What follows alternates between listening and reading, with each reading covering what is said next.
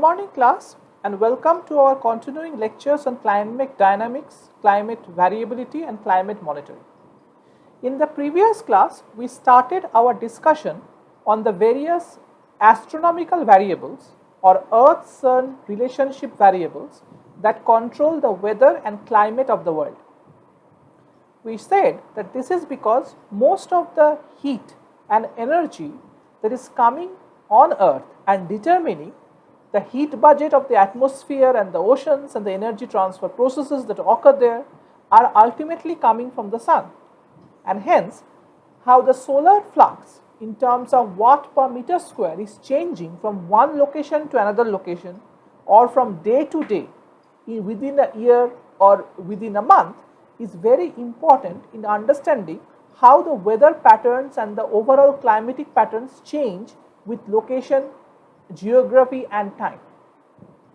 We were discussing the geometric factors within the Earth, how we describe that.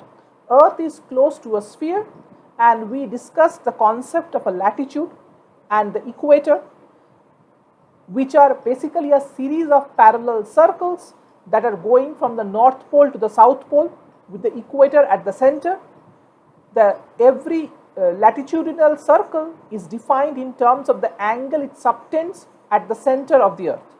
Similarly, the longitudes are a series of half circles that are inscribed on the surface of the Earth with the center of the Earth as its center, that is starting from North Pole to the South Pole. The 0-degree meridian passes through the Greenwich Mean Time in England, and all other longitudinal half circles are defined in terms of angles that is subtended by those longitudinal circles between the 0-degree meridian and the center of the Earth. So, for example, a 90-degree west longitude is subtending an angle of 90 degree at the center of Earth between it and the 0-degree meridian. And this 0-degree meridian is called the prime meridian. So, we have a series of meridians from 180 degree west and 180 degree east with respect to the prime meridian. The interesting feature of meridional lines is all points along a longitude are in the same local time zone. That is, they are in the same point with respect to the sun during the course of the Earth's rotation. So, the sun will be at the highest position in the sky at all locations within a single longitudinal half circle. It will be sunrise and sunset at the same instant at all points in a given longitude. Similarly, the midnight, where the sun is the lowest position below the ground, will also be at the same local time. The direction along a longitude is the north-south direction, so north-south direction, and this is called the meridional direction. Similarly, the direction along a latitude is the east-west direction, so it's called the latitudinal or zonal direction. Okay, so zonal direction and meridional direction. The east-west along a latitude is zonal, north-south meridional. These terminologies will be very useful when we are discussing wind patterns and ocean current patterns later in the class. So, I am just highlighting this point here. Now, latitude has a very important impact on the average temperature at a given location when it's averaged over an entire year. And this can be shown in this heat map or the temperature map of the world. So, here the mean temperature has been plotted for any location over a period of an entire year. The temperature varies from minus 50 degrees centigrade to plus 30 degrees centigrade. Remember, this is the mean temperature throughout when it's averaged over the entire year. Okay. And you can see here that the lower the latitude angle, that is closer to the equator, greater is the mean temperature. And as you go at higher latitude angles, either in the north direction or in the south direction, the mean temperature falls off quite rapidly. So, from 30 degrees in the near the equator, it goes towards in the temperate regions to say 10 degrees. Then in the Arctic region, it will be 0, minus 10, minus 20 degrees. And especially in the ice caps in the Antarctica and Greenland, it can go much further down to minus 40, minus 50 degrees. Now, the question is, why does this happen? and there are two reasons why this is happening. So we will discuss that now. So the two major impacts that is causing this temperature variation is because the latitudes determine how much average solar flux per unit area of the surface is actually hitting the ground, and we can show that the solar flux near the equator is much higher than the solar flux near the poles. That is, in terms of energy per meter square that is hitting the ground is much higher in the equator when it's averaged over the entire year compared to solar flux hitting the northern and the southern polar regions. So even though, and we discussed this in the last class, the average solar flux when it's averaged over the entire Earth's surface at the top of the atmosphere is 340 watts per meter square.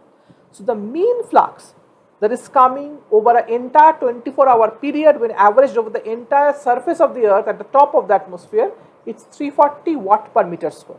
But this solar flux is very unevenly distributed. The actual solar flux that is hitting the surface of the Earth will depend on which latitude it is in. Okay, and this is what we will discuss now.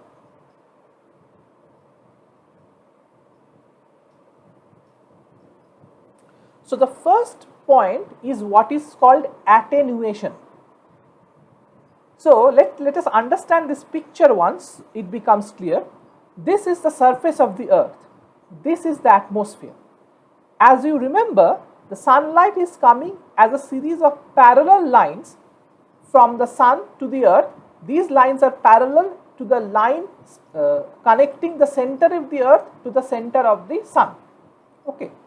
However, the surface of the Earth is not perpendicular to this line.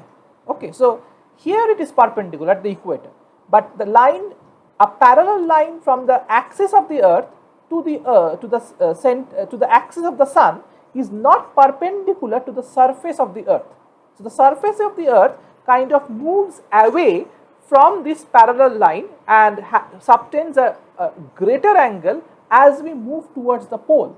And at the edge, the surface normal is perpendicular to the line connecting the axis of the Earth and the axis of the sun. Okay, so let us understand this a little bit more. Suppose the center of the Earth, this is the axis of the Earth, and somewhere here is the axis of the sun. We are drawing a series of lines perpendicular to both these axes, and the sun's lights are coming in the form of parallel rays parallel to these lines. So these are the two axes of the sun, axis of the Earth, and the lines connect a series of perpendicular lines, if you think, between these two axes. Then the sun's rays are coming parallel to these lines. Okay. Now near the equator, the normal to the surface normal lies along this line. Okay. So the rays of the sun are falling on the surface directly normal at the equator. Okay. However, and this is for example the noon time. Okay. So that is why in the equator you will find that in the most times at noon the sun is directly over it. So the sun's rays are falling directly perpendicular to the ground. Okay. However, this is the noon time, sun is highest at the equator. If you go at higher latitudes, the surface normal is making an angle to the sun's rays, right? The sun's rays are coming like this, the surface normal is going like this. So what happens is, therefore, two things. An attenuation happens in the sense that between the top of the atmosphere and the surface, the sun's rays are traveling over a longer distance. Okay. So here the distance between the top of the atmosphere and the surface of the Earth is the shortest because it's the normal. Here the sun's rays are at an angle with respect to the surface normal, and hence this distance is much bigger than this distance. And if you go towards the poles where the surface normal is almost perpendicular, the distance between the surface and the top of the atmosphere along the direction in which the sunlight is coming is much longer. Okay. So this is a very basic fact that if the sun is lower on the sky, the distance between the sun's rays and the surface, from the top of the atmosphere to the surface, the sun's rays are traveling a much longer distance. Okay. Now, atmosphere absorbs part of the solar radiation. It has a lot of clouds, lot of dust, which reflects a lot of the solar radiation. So, the longer the distance the sun's rays are traveling between the top of the atmosphere and the surface of the earth, the greater is the amount of energy that is being either lost through reflection by dusts and clouds or absorption by the atmosphere. Hence, if a certain energy flux is coming at the top of the atmosphere, a much lower energy flux will be reaching the surface of the earth because the rest is being lost through atmospheric absorption and reflection. And longer the distance the sun's rays have to travel from the top of the atmosphere to the surface of the earth, greater is this loss due to absorption and reflection on the atmosphere. And this is called attenuation. That is, the solar energy is being attenuated by atmospheric absorption and reflection. So what this means is you have much less amount of sun's energy actually hitting the surface of the earth as you move away from the equator, even at noon time when the sun is higher up in the sky at all of these longitudinal positions. And of course, in any given time of day, this is true. As you move higher up in the latitude, the sun will be lower in the sky compared to the equator, and hence the sun's rays will be traveling a longer distance through the atmosphere, and its energy will be attenuated by atmospheric absorption and reflection.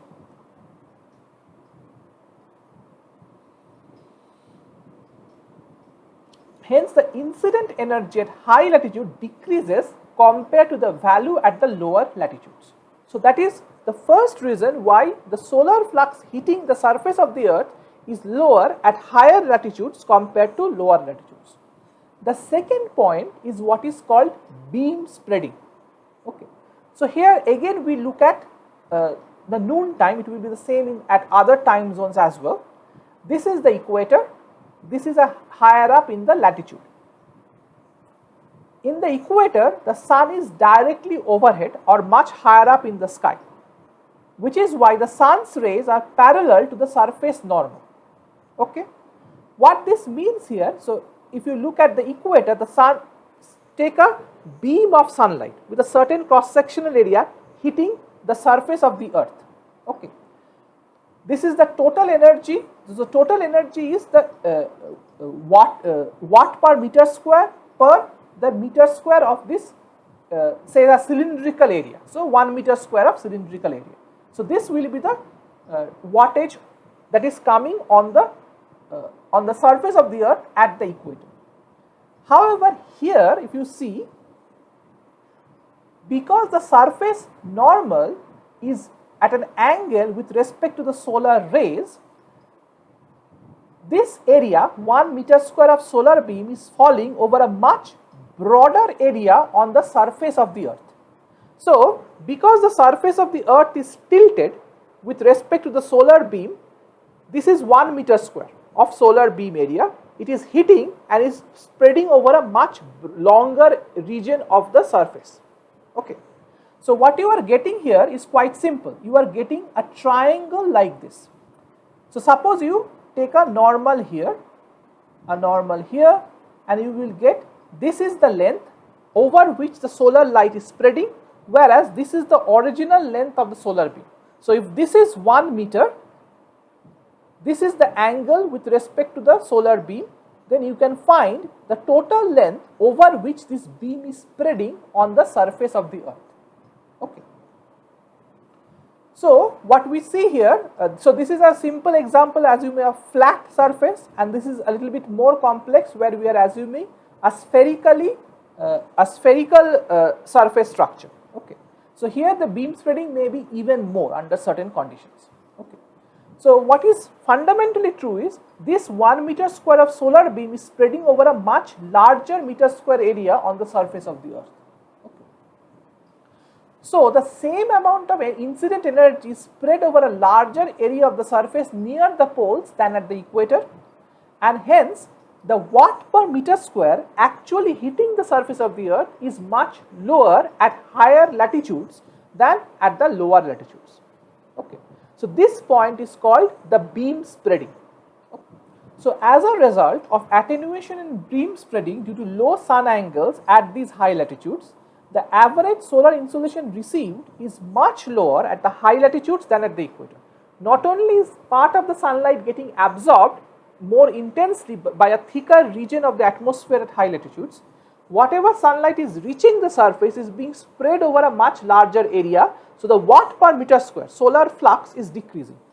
So this explains why high latitudes have colder climate on average than the lower latitudes. Okay. And you can see this in this figure.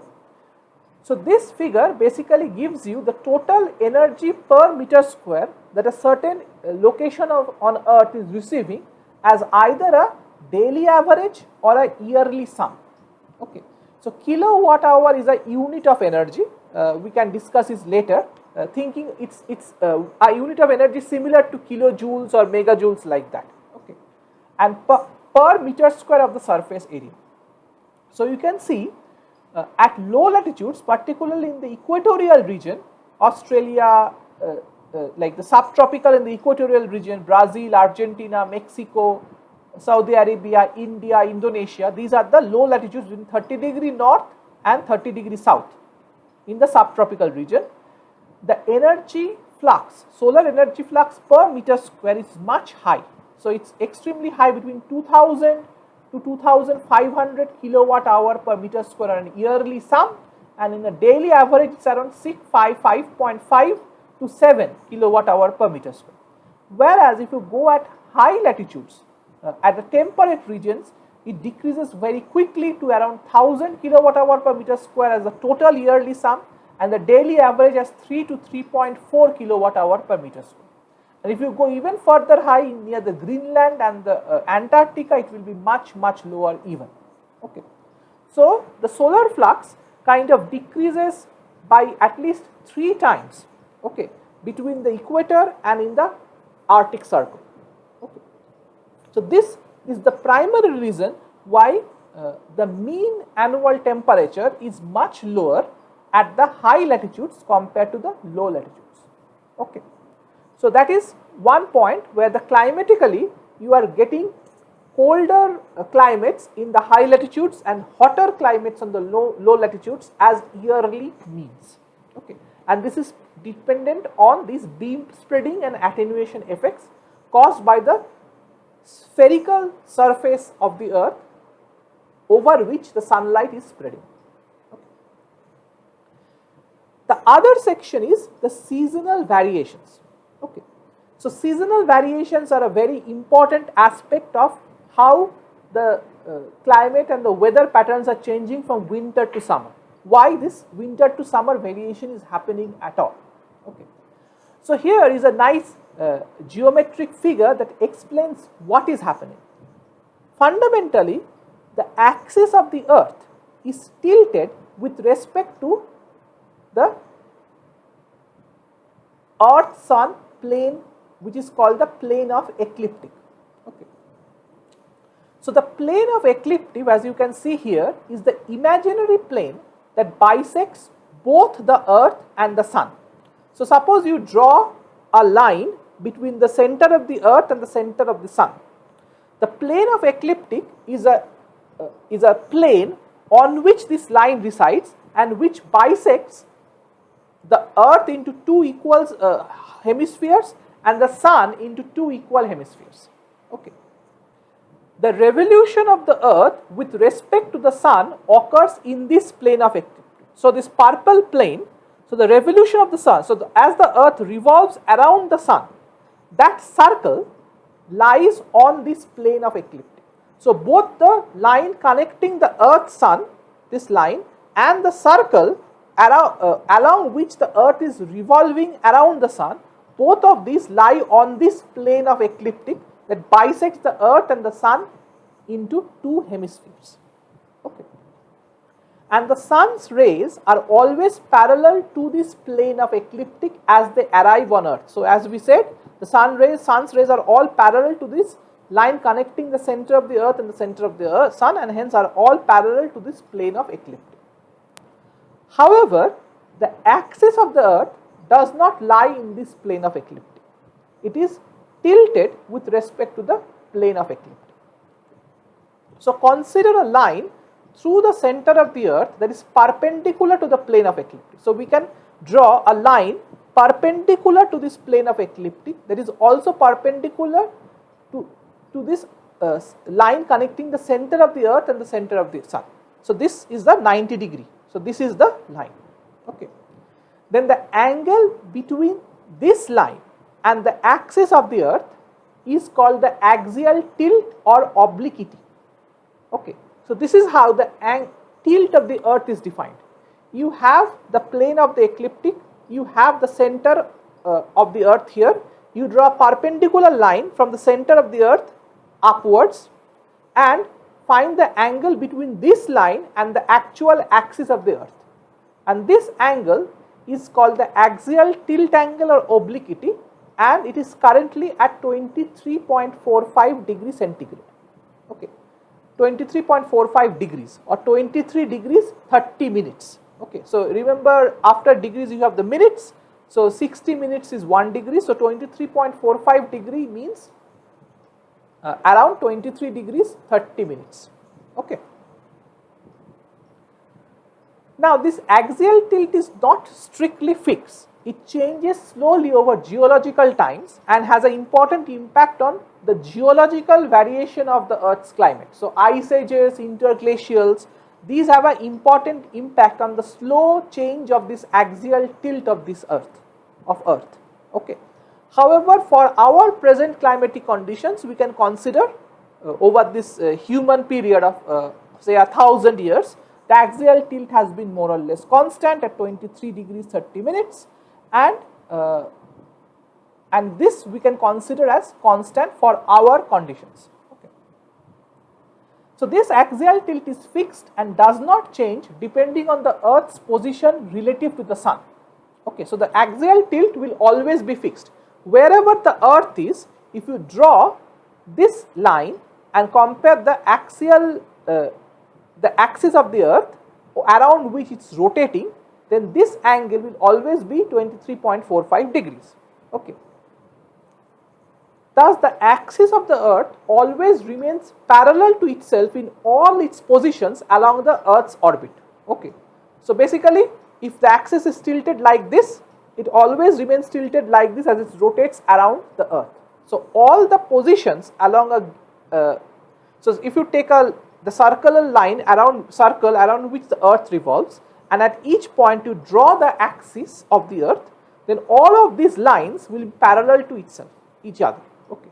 So this is called parallelism. Okay. The other important point is what is called the circle of illumination. So let's look at this figure here. So the earth is rotating. So this circle is basically the locus of all the centers of the earth. Okay.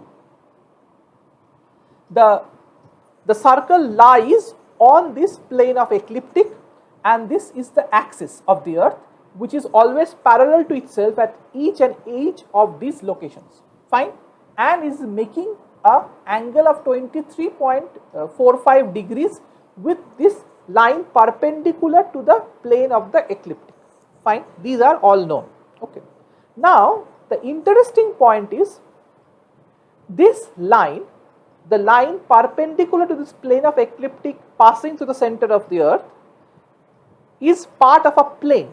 Okay. So if you draw a plane which is perpendicular to the plane of ecliptic and passing through the center of the earth. So this is the plane of the ecliptic, and you have drawn a line, a plane which is perpendicular to this plane of ecliptic passing through the center of the earth. Then this line will follow on that plane. Okay. and this plane, when it hits the surface of the earth, will inscribe a circle on the surface of the earth. Okay, and this circle is the circle of illumination. That is, this circle will be separating the all the locations which is receiving sunlight and all the locations which are night, which is not receiving sunlight at that instant of time. So this is kind of obvious because the sun's rays are parallel to the plane of ecliptics, hence will be perpendicular to this line. So this circle at the edge of the earth will separate all the locations in the front where sun's rays can hit and all the locations in the back where sun's rays cannot hit, and hence it's night. Okay.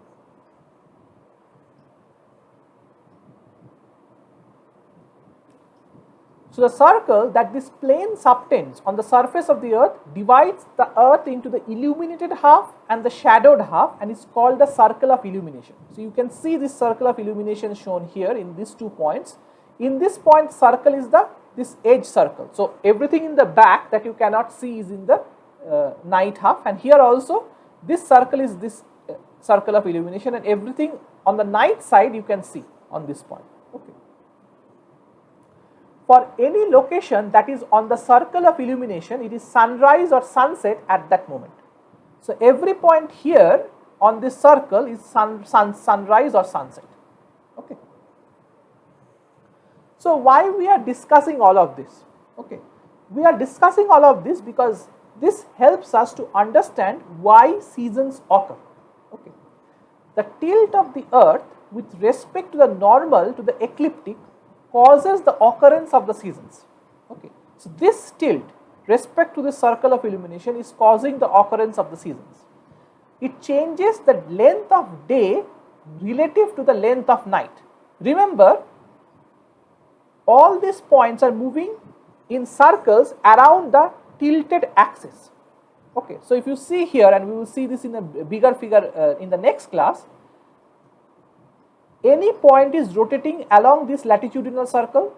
So here the period of night is much lower than the period of day. On this side, however, the period of day is much lower than the period of night. So this side is summer with longer days, and this side is winter with shorter days. During the March and the September equinoxes, you are seeing something entirely different. Here, the axis, even though it is making an angle with the line connecting the center of the earth and the perpendicular to the ecliptic, both of these lines are falling on this plane or the circle of illumination. Okay, so during the summer and the winter it is like this, then it rotates, it kind of becomes parallel to this same plane. So both of them are lying on the same circle of illumination, and hence throughout all points you have the same length of day and night during the March and the September equinox. Again in December, the northern hemisphere you have longer periods of day, and in the southern hemisphere you have shorter periods of day. So we will see this in little bit more detail in the next few figures. Okay. So this is it for today. We will continue this lecture in the next class. Thank you for listening, and we will see you in the next lecture.